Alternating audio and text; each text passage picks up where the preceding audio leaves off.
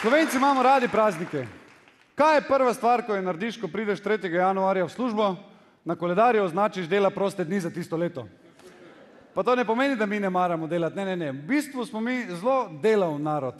Če se ti sprehodiš po centru Ljubljane v ponedeljek ob 11. sicer nimaš tega občutka, ali pa če med delavnikom probaš dobiti prazen parking pred Bauhausom, tudi ne, ampak smo delavni, ne, smo.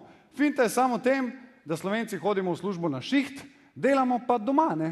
Pač, ko je treba nekaj okrog bajte poštimet, ne pa ti zvrtiček malo popedenati, pa škarpo tam popraviti, pa avto pošraufati, ne, ampak takrat se imamo mi fajn, ker to je to fajn delo, ne.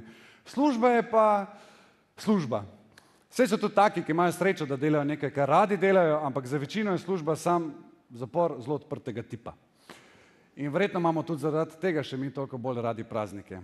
V Evropski uniji smo sicer šele na 5. mestu po številu prostih dni, ampak tam gor v Bruslu tudi ne vejo, da imamo Slovenci v resnici več dela prostih dni, kakor jih je zavedenih na uradnem EU koledarju.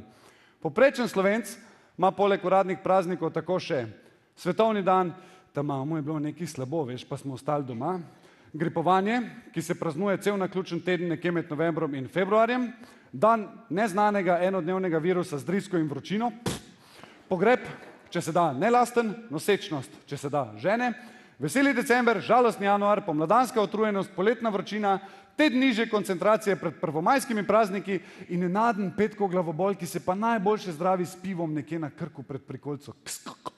To sem rabo.